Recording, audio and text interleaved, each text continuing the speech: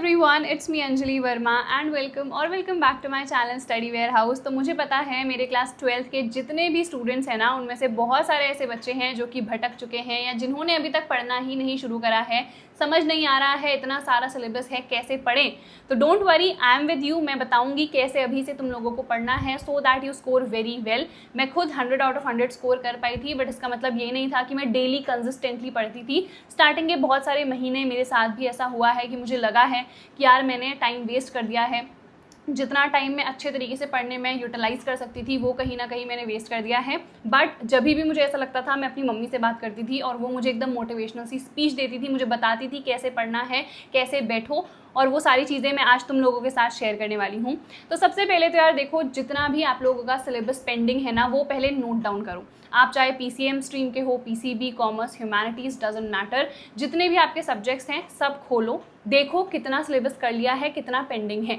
मान लो कोई चैप्टर तुमने पढ़ा था पर उसके क्वेश्चंस तुम लोग नहीं सॉल्व कर पा रहे हो, तो तुम्हें ऐसा लग रहा है कि यार ये चैप्टर मैंने अच्छे से नहीं पढ़ा, तो मुझे वापस से पढ़ना है। तो वो सब कुछ ना एक कॉपी में तुम लोग नोट डाउन कर लो, ठीक है।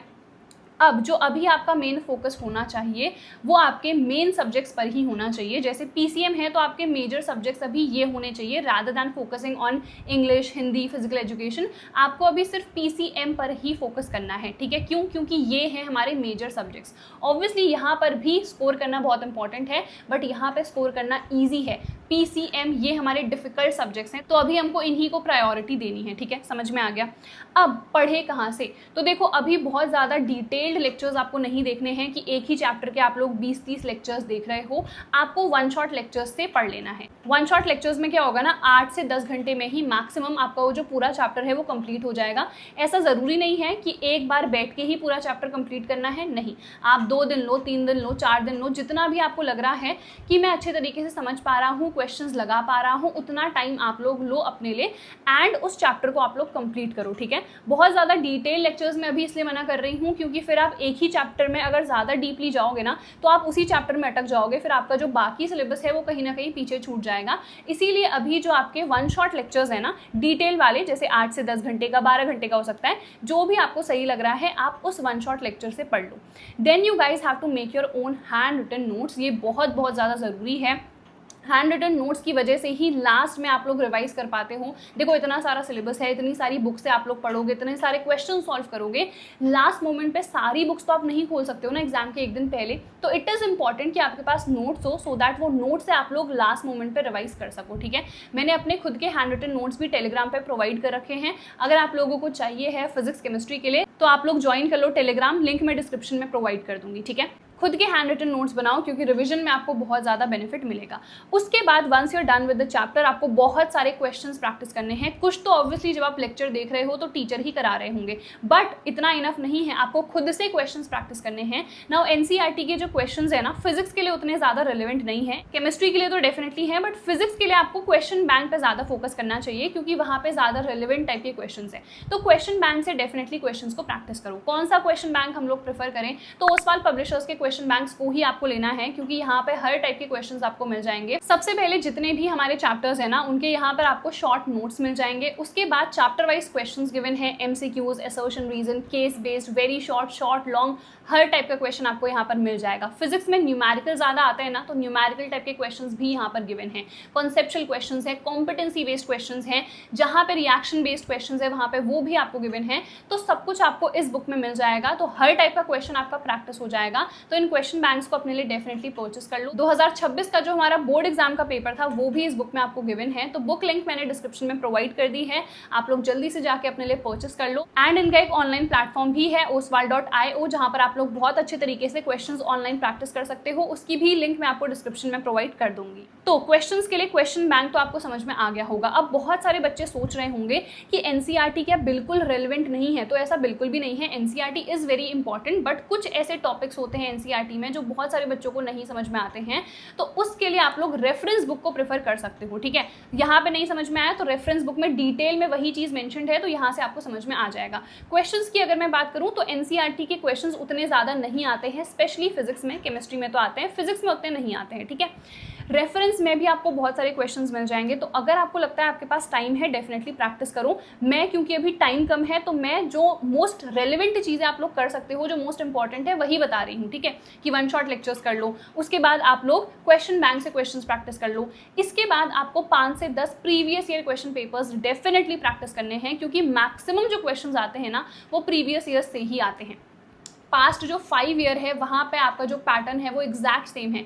कॉम्पिटेंसी बेस्ड क्वेश्चंस का लेवल, एमसीक्यू की हम बात कर ले, केस बेस्ड की बात कर ले, तो पैटर्न आपका सेम है पिछले 5 सालों से। तो पिछले 5 साल के तो आपको डेफिनेटली प्रैक्टिस करने हैं। जितने भी सेट्स आपको मिल रहे हैं ना, सारे सेट्स के जो क्वेश्चंस हैं उनको प्रैक्टिस कर लो, ठीक है। जब आपका इनफ सिलेबस हो जाएगा, सिर्फ तब आप लोगों को सैम्पल क्वेश्चन पेपर्स को प्रेफर करना है। अब देखो, ये तो मैंने आपको बता दिया कि कैसे कैसे पढ़ना है, पर मुझे पता है कि बहुत सारे बच्चों के साथ अभी ऐसा हो रहा होगा कि उनको समझ में ही नहीं आ रहा है कि आखिरकार हम स्टार्ट कैसे करें। मतलब मन ही नहीं करता है, क्योंकि इतनी ज़्यादा डूम स्क्रोलिंग कर दी है ना, बस इंस्टा की रील्स ही स्क्रोल करे जाते हैं। पढ़ने का तो मन ही नहीं कर रहा है, 5 मिनट बैठ रहे हैं, आधा घंटा बैठ रहे हैं एंड उसके बाद मन नहीं कर रहा है। तो कैसे हम लोग पढ़ें? तो देखो, स्टार्टिंग में आपके साथ ऐसा होगा तो आप लोग 5 मिनट रूल लगा सकते हो कि हर 25 मिनट के बाद आप लोग 5 मिनट का ब्रेक ले रहे हो। ये 5 मिनट के ब्रेक में फ़ोन यूज़ नहीं करना है, ठीक है। आप वॉक पे जा सकते हो, फ्रेशन अप हो सकते हो, पानी वानी पी सकते हो, ठीक है, बट आपको टीवी नहीं देखना है, आपको रील्स नहीं स्क्रॉल करनी है, फ़ोन नहीं खोलना है, चैटिंग नहीं करनी है, ये सब नहीं करना है। वैसे आप नॉर्मल 5 मिनट का ब्रेक ले लो, ठीक है। अब बहुत सारे बच्चों को ना ऑनलाइन पढ़ने में डिस्ट्रैक्शन होता होगा, क्योंकि भाई नोटिफिकेशंस वगैरह तो आते ही हैं या कुछ ना कुछ तो खुल ही जाता है। तो मैं आपको सजेस्ट करूंगी कि जितनी भी वीडियो से आप लोग पढ़ रहे हो ना, उनको ऑफलाइन डाउनलोड करके रखो। मैं ऐसे ही पढ़ती थी। इवन जब मैं मैथ्स को सॉल्व करती थी ना, तो मेरे पास एक मैथ्स का ऑफलाइन सोल्यूशन ऐप था, उसको मैं डाउनलोड करके रखती थी हमेशा फ़ोन में, तो वो ऑफलाइन चलता था। तो विच मीन्स अगर मैं प्रैक्टिस कर रही हूँ, मुझे नेट ऑन करने की ज़रूरत नहीं है कोई भी क्वेश्चन का सोल्यूशन ढूंढने के लिए। तो ये मुझे बहुत ही बढ़िया एक ऐप मिल गया था क्लास 11-12 में, तो मैं उसी को यूज़ करती थी। तो आप लोग भी ऐसे ही ऐप्स या फिर जो भी बेसिक चीज़ें हैं ना, सब ऑफलाइन रखो, ऑनलाइन कुछ रखो ही मत, क्योंकि एक बार नेट ऑन होगा तुम्हें भी नहीं पता चलेगा कब तुम्हारी रील स्क्रॉल हो रही होंगी, शॉर्ट्स में तुम लोग घुस जाओगे या कोई भी वीडियो देखने लग जाओगे। तो ये चीज़ें मत करना। अब अगर कोई ऐसा स्टूडेंट है जो कि पढ़ तो पा रहा है बट उसको लॉन्ग आवर्स के लिए पढ़ना है, 8-10 घंटे के लिए, वो कैसे करें? तो यहाँ पे भी एक 5 मिनट रूल है जो मैंने पर्सनली अप्लाई करा हुआ है, मैंने बहुत सारी वीडियोज़ में बताया भी है। तो बेसिकली आपको क्या करना होता है ना, जब भी आपका ब्रेन कह रहा है कि यार अब मैं थक गया हूँ, अब मुझसे नहीं पढ़ा जाएगा, ठीक है, उस टाइम अपने दिमाग से कहो कि यार बस 5 मिनट और,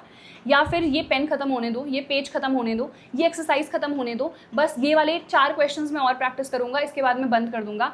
ये जब आप धीरे धीरे अप्लाई करोगे ना, आपका ब्रेन खुद ही ट्रिक होने लगेगा। इवन अभी मैं अपनी बात करूँ ना, अभी 3 बज रहा है रात का एंड मैं शूट कर रही हूँ।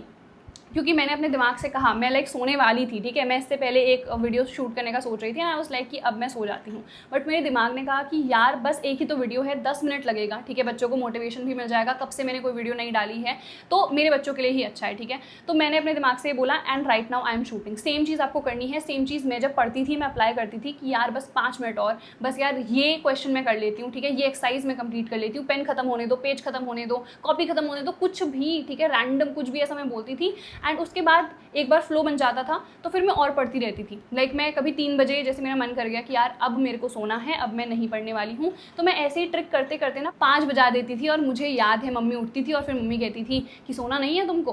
तो लिटरली मैंने ऐसी चीज़ें करी हुई हैं, तो आप लोग भी अप्लाई कर सकते हो। देखो मैं तो नाइट पर्सन थी तो मैं अपना नाइट रूटीन ही बता रही हूँ। I am not a morning person, ठीक है, मैं 7-8 बजे भी नहीं उठ सकती हूँ, मैं मोस्टली 9 बजे ही उठती हूँ, क्योंकि अभी 3 बज जाए तो ऑब्वियसली मैं 9-10 बजे ही उठूँगी। तो this is my routine because मैं एक नाइट पर्सन हूँ। अगर कोई भी मॉर्निंग पर्सन है तो वो अपना शेड्यूल फिर उस हिसाब से बनाए कि मैं 4 बजे 5 बजे उठ रहा हूँ एंड उसके बाद सेम ट्रिक अप्लाई करो, ठीक है। तो ये भी डिसाइड करना बहुत इंपॉर्टेंट है कि तुम मॉर्निंग पर्सन हो या फिर नाइट पर्सन हो, क्योंकि दोनों में से एक बनना बहुत ज़रूरी है। सुबह जब उठते हो ना तो एकदम फ्रेश एनर्जी होती है, अच्छे तरीके से आप लोग पढ़ पाते हो। जैसे मैं अब उल्लू ही बन चुकी हूँ, है ना, तो मैं नाइट आउल हूँ, तो मैं रात को ही एकदम अच्छे तरीके से काम कर पाती हूँ। So it depends upon you, but एक तो बनना पड़ेगा। अब जितने भी डिस्ट्रैक्शंस हैं उन सबको अवॉइड करो। इंस्टाग्राम मत चलाओ प्लीज़। कोई गेम वगैरह तुम लोग खेलते हो, दोस्तों के साथ घूमने जाते हो, आवारागर्दी करते हो, प्लीज़ मत करो, because class 12th is genuinely a very very important year, ठीक है। बहुत सारे तुम लोग देख रहे होगे यूट्यूबर्स कहते हैं कि यार 10th ही तो है, 12th ही तो है, बट ट्रस्ट मी, मेरी जो लाइफ है वो क्लास 10th क्लास 12th से ही चेंज होनी स्टार्ट हुई है। I was from a very middle class family, like literally मैं ऐसा सोचती थी कि अगर मुझे 20-30,000 की नौकरी मिल जाएगी ना तो मेरी लाइफ चेंज हो जाएगी। And by God's grace, touch wood, मैं उससे काफ़ी ज़्यादा भी अर्न कर रही हूँ। और ये सब कुछ ना 10th 12th से ही शुरू हुआ, क्योंकि वहीं पर से मैंने मेहनत करना, मैंने पढ़ाई करनी स्टार्ट करी। फिर मैंने जो भी चीज़ें बिल्डअप करी हैं वो तो अलग चीज़ है, बट वो जो मेहनत है ना एक्चुअल में, वो मैंने उसी फेज़ में सीखा कि मेहनत क्या होती है। रात रात भर तक जग रहे हैं, सारे क्वेश्चंस ढूंढ रहे हैं, सारे क्वेश्चंस को सॉल्व कर रहे हैं, बार बार रिवाइज कर रहे हैं। तो ये जो मेहनत हम लोग करते हैं ना वो डेफिनेटली काम आती है। तो 12th is a very important year. Distractions में रह के इसको प्लीज़ वेस्ट मत करो। बहुत सारे बच्चे मैंने ऐसे देखे हैं जो अपना क्लास 10th 12th बर्बाद कर देते हैं, वो लाइफ में कुछ नहीं कर पाते हैं। हाँ, बहुत ऐसे भी हैं कि जो बर्बाद कर देते हैं, बाद में बहुत कुछ अच्छा अचीव कर लेते हैं। बट अगर आपके पास अभी मौका है मेहनत करने का, अपने आप को इम्प्रूव करने का, सो वाई नॉट, है ना। तो आज के लिए आई थिंक इतना मोटिवेशन काफ़ी है। तुम लोग पढ़ लोगे, मैंने क्योंकि सब कुछ बता दिया है कैसे पढ़ना है। सबसे पहले कॉपियाँ खोलो, देखो कितने चैप्टर्स बचे हैं, नोट करो, उसके बाद वन शॉट लेक्चर्स को डाउनलोड करो। टीचर डिसाइड कर लो यूट्यूब में कि यार हमको किसको फॉलो करना है, किन के लेक्चर्स देखने हैं। ऑफलाइन डाउनलोड करके रख लो।